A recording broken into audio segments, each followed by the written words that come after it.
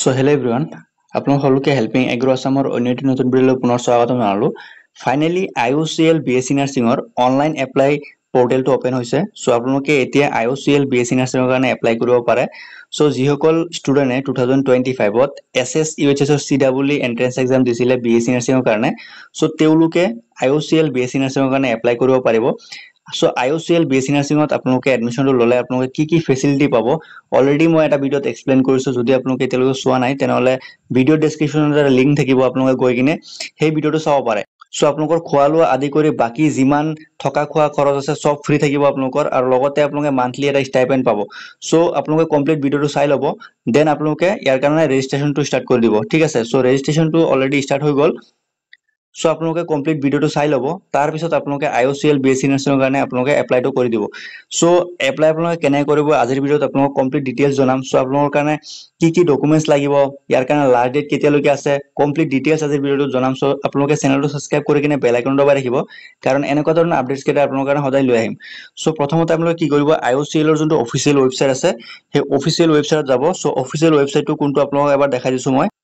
So মোৰ প্ৰিভিয়াস ভিডিঅ'ত আপোনালোকক কৈছিলো IOCL ৰ যোনটো অফিচিয়েল ৱেবসাইট, সেই অফিচিয়েল ৱেবসাইটত গৈ কিনে আপোনালোকে ৰেজিষ্টাৰ কৰিব লাগিব। সো IOCL ৰ যোনটো অফিচিয়েল ৱেবসাইট আপোনালোকে এটা দেখা পাইছে। সো ক্লিক কৰাৰ পিছত এনেকুৱা এটা ইন্টাৰফেস আপোনালোকে দেখা পাব। সো ইয়াতে প্ৰথমতে আপোনালোকে পাব লগইন দেন ৰেজিষ্টাৰ। সো যেহেতু আপোনালোকে ফাৰ্স্ট টাইম এপ্লাই কৰিব গৈ আছে, সেইকাৰণে আপোনালোকে কি কৰিব, ৰেজিষ্টাৰ অপচনত ক্লিক কৰিব, লগইনত নকৰিব। যিসকল ষ্টুডেণ্টে অলৰেডি ৰেজিষ্টাৰ কৰিলে তেওঁলোকে লগইন কৰিব পাৰিব। ঠিক আছে, সো প্ৰথমতে আপোনালোকে ৰেজিষ্টাৰ অপচনত ক্লিক কৰিব। ক্লিক কৰাৰ পিছত আপোনালোকৰ এনেকুৱা এটা অপশন খোল খাব। সো এটা কি দিয়া আছে, নিউ ইউজাৰ ৰেজিষ্টাৰ হিয়াৰ। ঠিক আছে, সো প্ৰথমতে আপোনালোকৰ নিজৰ নামটো ইয়াতে বহাই দিব। সো নিজৰ নামটো মোৰ নিজৰ নামটো দিছো, যেহেতু এটা ফিমেল ক্যান্ডিডেট এলিজিবল হয়, কিন্তু ইয়াতে মোৰ নামটো দি কিনে আপোনালোকক দেখাই দিছো। ঠিক আছে,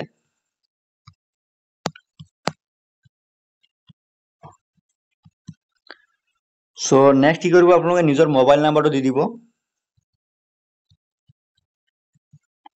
দেন মোবাইল নাম্বাৰটো দিয়াৰ পিছত নিজৰ ইমেইল এড্ৰেছটো দি দিব। ঠিক আছে, ইমেইল এড্ৰেছটো আপোনালোকে ইয়াতে ফিল আপ কৰি দিব।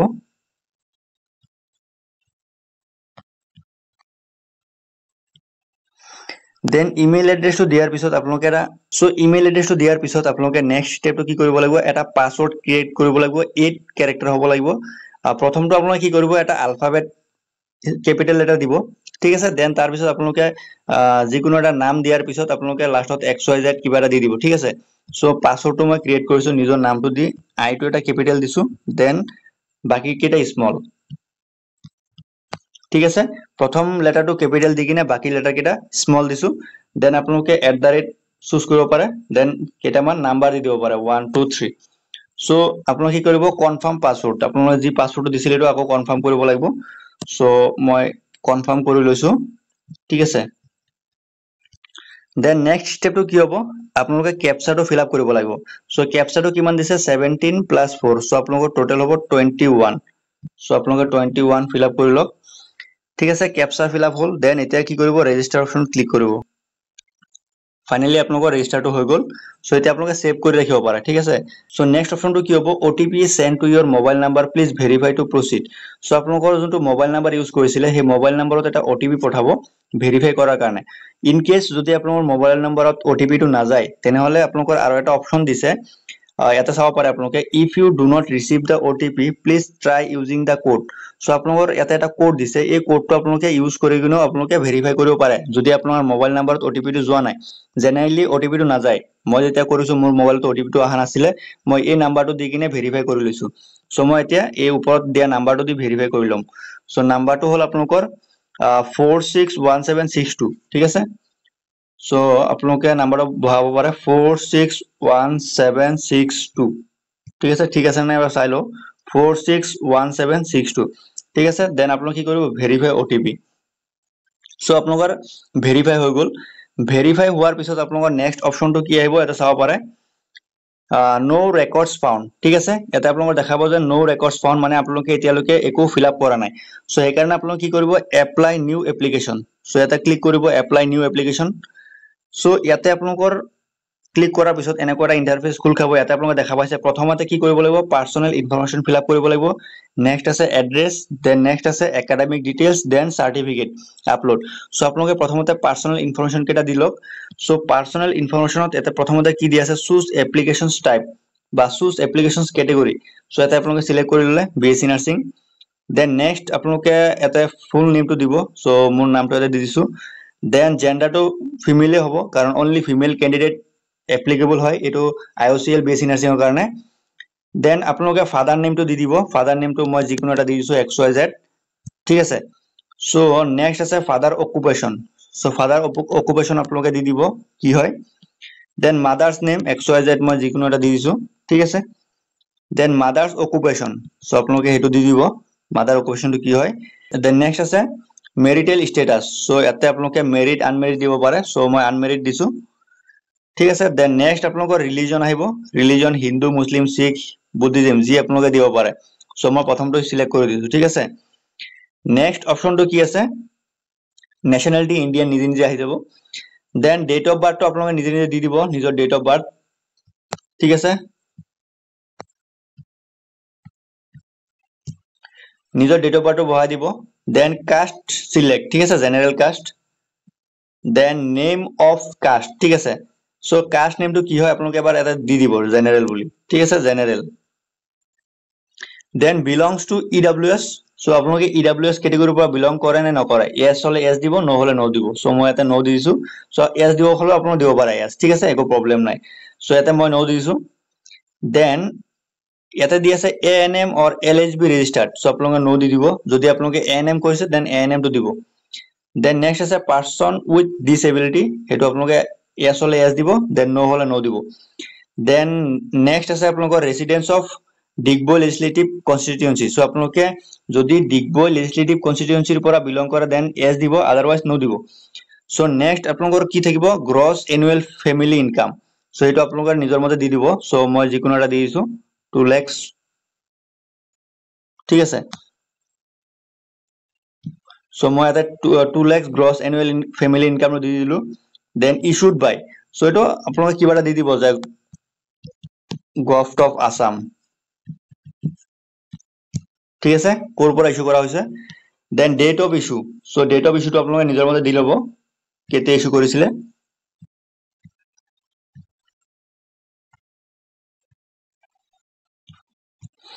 দেন এখিনি দিয়াৰ পিছত ফাইনান্সিয়েল ইয়াৰটো আপোনালোকে দিব সো ফাইনান্সিয়েল ইয়াৰ 2025 দি দিম মই ঠিক আছে সো আপোনালোকে কি কৰিব ইস্যুড বাই দিব ডেট অফ ইস্যু দিব দেন ফাইনান্সিয়েল ইয়াৰ 2025 26 দিব ঠিক আছে 25 26 এখিনি দিয়াৰ পিছত আপোনালোকে কি কৰিব সাবমিট এন্ড নেক্সট ক্লিক কৰিব ক্লিক কৰাৰ পিছত আপোনালোকৰ যোনটো পাৰ্সোনাল ইনফৰমেশন আছিল হেতু অলৰেডি ফিল আপ হৈ গল দেন নেক্সট অপশনটো আহিব আপোনালোকৰ এড্ৰেছ সো আপোনালোকে নিজৰ পাৰ্সোনাল এড্ৰেছটো আপোনালোকে ইয়াতে ফিল আপ কৰিব সো প্ৰথমতে এটা টাউনটো দিব সো টাউনটো আপোনালোকৰ নিজৰ XYZ দি দিব যি হয় নেক্সট অপশনটো আহিব আপোনালোকৰ পোষ্ট অফিস সো পোষ্ট অফিসটো আপোনালোকে নিজৰ পোষ্ট অফিসটো দি দিব ইয়াতে দেন পুলিশ স্টেশনটো আপোনালোকে দি দিব নিজৰ ঠিক আছে পুলিশ স্টেশন দিয়াৰ পিছত পিন নাম্বাৰ ঠিক আছে 782426 মই এটা দি দিলো যিকোনো এটা দেন নেক্সট স্টেট টু হ'ব আসাম ঠিক আছে স্টেট টু আসাম সিলেক্ট কৰিব দেন ডিস্ট্ৰিক্ট টু আপোনালোকে সিলেক্ট কৰিব XYZ যি হয় দেন কন্টাক্ট নাম্বাৰ ঠিক আছে নিজে নিজে আহি যাব কন্টাক্ট নাম্বাৰটো দেন নেক্সট আছে পাৰ্মানেন্ট এড্ৰেছ সো পাৰ্মানেন্ট এড্ৰেছটো আপোনালোকে যদি সেম থাকে আপোনালোকৰ পাৰ্মানেন্ট এড্ৰেছটো তেনেহলে আকৌ ফিল আপ কৰিব নালাগে এই ওপৰত সেম এজ কৰেসপন্ডেন্স এটা দিয়া আছে সো এটা ক্লিক কৰিলে আপোনালোকৰ কমপ্লিট ফিল আপ হৈ যাব ঠিক আছে সো বাকিটো এটা ফিল আপ হৈ গল পার্মানেন্ট এড্ৰেছটো সেম হলে ফিল আপ হৈ যাব নিজে নিজে দেন আকৌ সাবমিট এন্ড আপডেটত ক্লিক কৰিব সো নেক্সট স্টেপটো হ'ব আপোনালোকৰ একাডেমিক ডিটেইলছ সো একাডেমিক ডিটেইলছটো আপোনালোকে ভালদৰে ফিল আপ কৰিব ঠিক আছে সো এটা কি দি আছে প্ৰথমতে দি আছে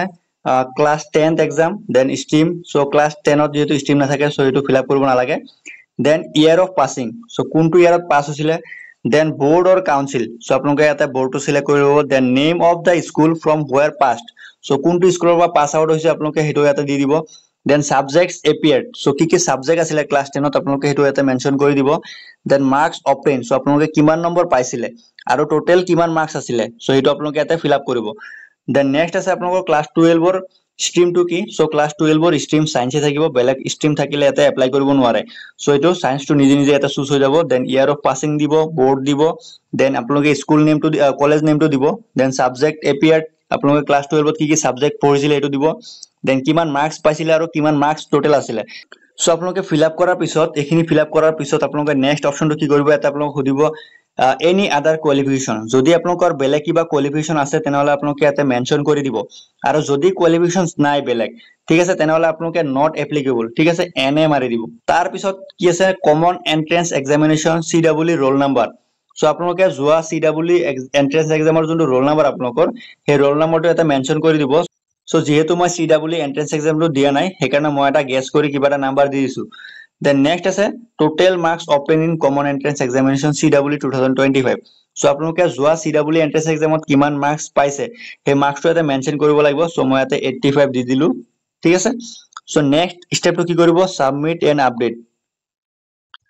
সো এটা ক্লিক কৰাৰ পিছত আপোনালোকৰ ফাইনালি সাৰ্টিফিকেট কিছুমান আপলোড কৰিব লাগিব তেনেহলে আপোনালোকৰ যোনটো ৰেজিষ্ট্ৰেচন হেতু কমপ্লিট হৈ যাব সো সাৰ্টিফিকেট আপলোড কৰাৰ সময়ত কি কৰিব লাগিব আপোনালোকে চাব পাৰে সো প্ৰথমটো হল যে পাসপোৰ্ট ফটো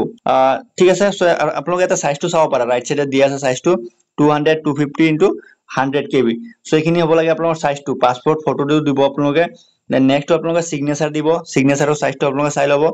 দেন পিআৰসি সাৰ্টিফিকেট অৰ ভোটাৰ আইডি সো আপোনালোকে এটা দুটা বস্তু দিব পাৰে পিআৰসি দিব পাৰে আৰু যদি আপোনালোকৰ পিআৰসি সাৰ্টিফিকেট নাই দেন ভোটাৰ আইডিটো আপোনালোকে দিব পাৰে then next age proof certificate class 10 pass or matriculation certificate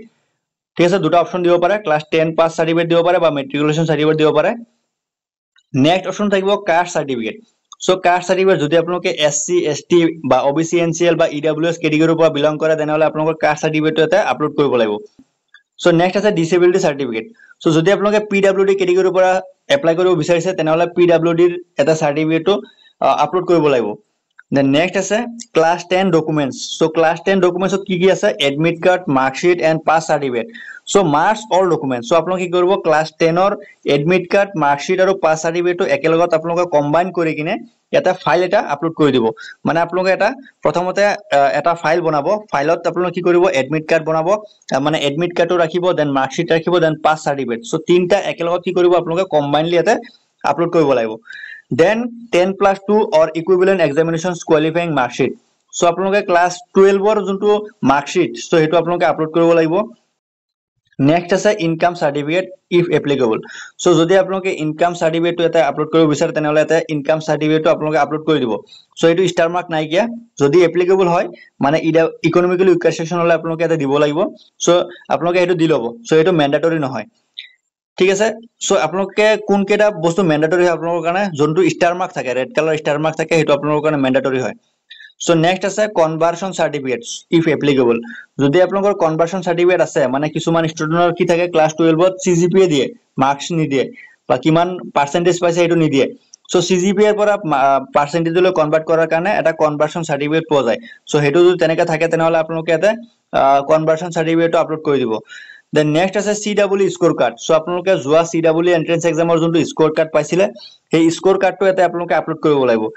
next আপোনালোকে যদি এএনএম বা জিএনএম কৰিছে ঠিক আছে এএনএম ৰ ৰেজিষ্ট্ৰেচনটো এটা দি দিব যদি আপোনালোকে কোৱালিফাইড হয় only if ANM qualified ঠিক আছে সো আপোনালোকৰ যেহেতু নাথাকিলে আপোনালোকে নো দিব বা এটা ফিল আপ কৰিব নালাগে তো এইখিনি কৰাৰ পিছত আপোনালোকে কি কৰিব টাৰ্মছ এণ্ড কন্ডিশন কেটা আপোনালোকে একসেপ্ট কৰি ল'ব ঠিক আছে accept all terms and conditions এইখিনি কৰাৰ পিছত আপোনালোকে কি কৰিব সাবমিট এণ্ড আপডেটত ক্লিক কৰি দিব ফাইনালি আপোনালোকৰ যোনটো ৰেজিষ্ট্ৰেচন এটো কমপ্লিট হৈ গল সো এটো আছিল প্ৰসেস আপোনালোকৰ IOCL BSc নাৰ্ছিঙৰ এপ্লাইৰ ঠিক আছে যদি আপোনালোকে এপ্লাই কৰিব নোৱাৰে আপোনালোকৰ কিবা প্ৰবলেম পাই আছে তেনেহলে ভিডিও ডেসক্ৰিপচনত এটা নাম্বাৰ পাব সেই নাম্বাৰত কন্টাক্ট কৰি আপোনালোকে নিজৰ এপ্লাইটো কৰাব পাৰিব সো তাৰ কাৰণে মিনিমাম এটা ফিজ দিলে হল সো আপোনালোকক কমপ্লিট যদি আপোনালোকে নিজৰ ডকুমেন্টছ কেটা প্ৰভাইড কৰে তেনেহলে আপোনালোকক তাতে ৰেজিষ্ট্ৰেচনটো কৰি দিব পাৰিব থ্যাংক ইউ